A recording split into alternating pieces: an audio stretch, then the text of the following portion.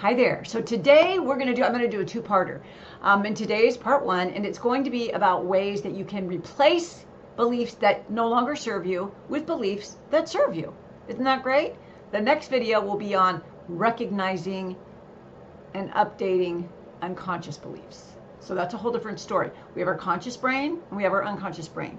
And what we need to know, we need to be really aware of, is that it's our subconscious, which is neither one of those, but it's our subconscious brain that actually is directing our entire life. Like it has a filter for you. It picks out the things you want to look at. You don't even know it.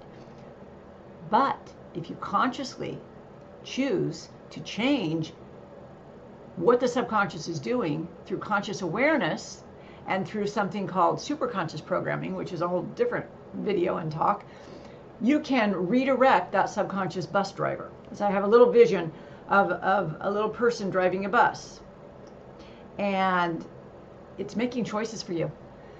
Day in, day out, it's controlling your behavior. It's literally filtering out the things that could help you, but it doesn't know that you want to be helped in the ways that you do. What a conundrum, right?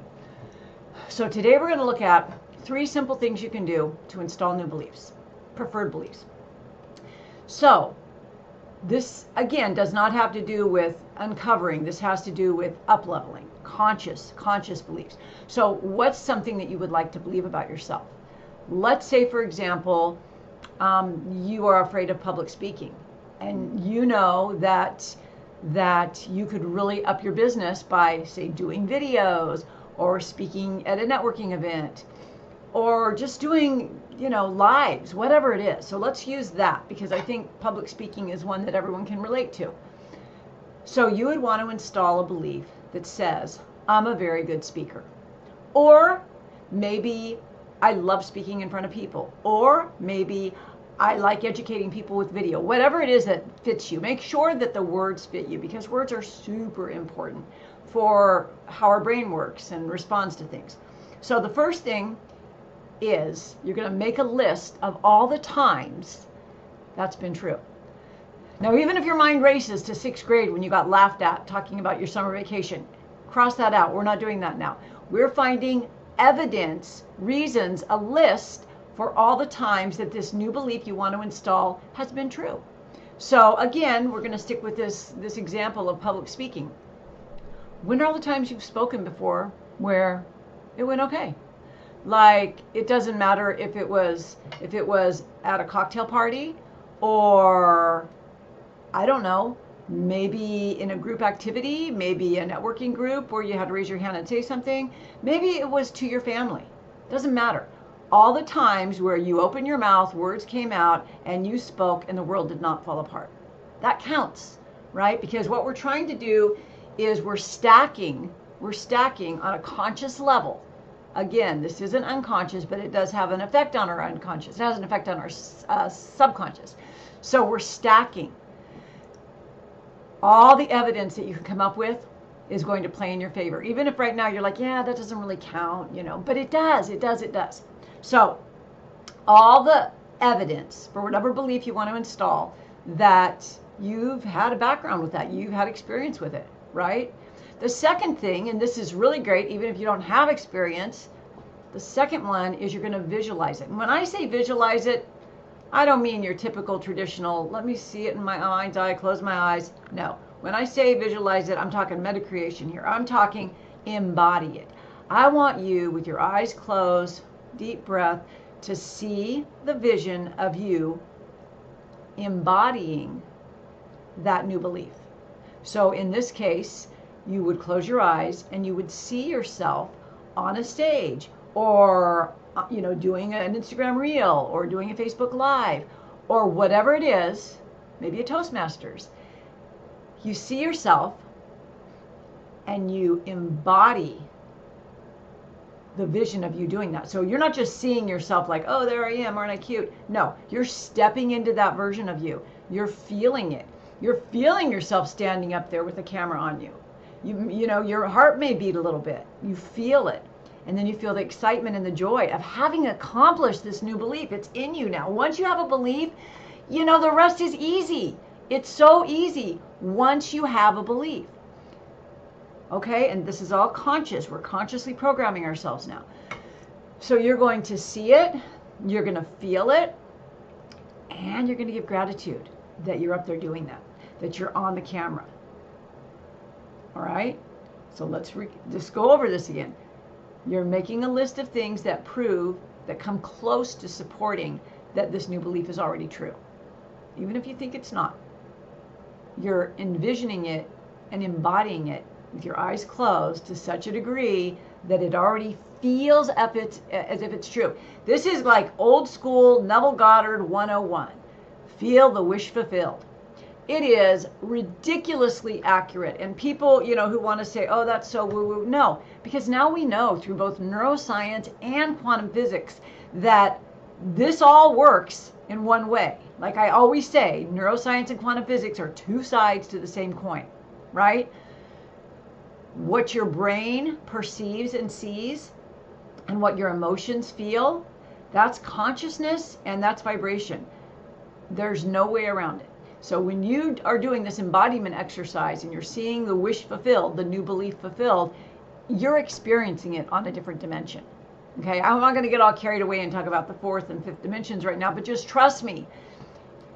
In your third D, your 3D, your third dimension, if you use your fourth D, which is your imagination, intuition, and you create something in the fifth D, it's just a matter of having those two energies align. And you will experience it. You will manifest that. Okay? So number 3, the third thing that we're going to do to consciously change our beliefs is simply take inspired action towards it. And I don't care, with our example here, I don't care if you just go on Amazon and you order yourself a selfie stick. That's a step. Because who would order a selfie stick if they didn't plan on doing a selfie, right? Maybe you sit down with your webcam and you just hit record just for yourself to just try it out and say, hi, this is Tamara here, and I just wanted to give you a short video today. You don't have to post it anywhere. Take some kind of action. I'm telling you, this is so important, and I'll tell you why. Once you've imagined the embodiment, you have literally started the conscious creation wheels turning in your mind, in your energy field.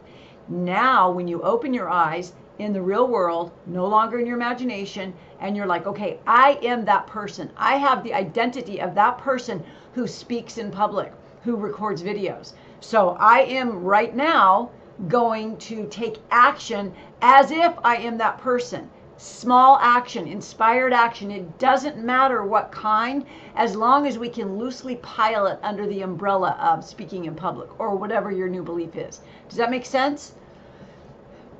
Even holding your phone and just practicing. Because here's what you're doing. When you did your visualization and you saw that new belief being, living out, embodying that new belief, something happened on a subconscious level, unconsciously, something happened, and energy started changing, and your field started changing. Now you open your eyes and you take physical action to do something with, the physical reality. That's going to connect the quantum and the unconscious. And that's when stuff gets really real and exciting. Okay? Now, if you feel really courageous and you want to take it further, like, I'm just doing a live, and you just grab your phone and you're like, hi, I'm going to do a live here today. Even 3 minutes. And it's even okay if you say, I'm just practicing doing lives. What do you think? You will be amazed at how many people are supportive. People will comment, they'll go, hey, you look great, have a good day, so nice to see you pop up on my feed, whatever it is. Because the universe is going to give you feedback on what just happened. You're going to get feedback that says, yep, you can do this. Now, those 3 things, if you do those 3 things, you'll start to consciously create a new belief. And as I said, coming up next week, I'll do a video on discovering and uncovering unconscious beliefs. That's a little bit longer because it has a lot to do with a lot. But I'm going to do that. For this one, though, I want you to understand it's so important. And this is like pure gold. We spend so much of our time wondering and worrying about, how do I figure out what my unconscious beliefs are? How do I know what my subconscious thinking is? How will I figure out? How do I change it? I can't remember anything. I don't have memories of childhood. How can I fix it if I can't find it? Listen, the more time and effort you put towards trying to fix yourself, the more time you waste on creating what you want to become. Do you understand that? We spend an inordinate amount of time trying to fix ourselves. What message is that sending out? If I'm trying to fix myself, that must mean I think I'm broken. And if I think I'm broken and I'm sending out the energy and the neural activity that says I'm broken, I'm constantly going to be bombarded and faced with things that prove I'm broken. And the punchline is I'm not. So I'm going to spend my my adult life looking for reasons why I'm so screwed up. But by looking for reasons I'm so screwed up is what's making me so screwed up, and I'm not even screwed up to begin with. Do you get the insanity of that? This is where the self-help hamster wheel is absolutely broken. It's not working. It started out with good intentions, but too many people thinking, I'm going to be a therapist and fix you, so let's go back and look at your past. No, no, no, no, no. There's a time and there's a place. But the time is now. The place is now. The past, Hakuna Matata, is the past. So you can do work to upgrade and revise and and come to terms and whatever. But when we're talking about intentionally, consciously creating what we want in our lives, it doesn't have to take a year or 5 years, right? It may take more than 5 minutes, but it doesn't have to even take a year. You can make, huge, enormous changes in your income, in your health, in your life. But it all starts with making a conscious choice to have a different story, to tell a different story, to embody a different identity, the identity that we want to have. Does that make sense? I hope it does. Listen, check the link below for my new free class, and I hope to talk to you someday soon. I hope you have a beautiful day. Thank you for watching. Bye-bye for now.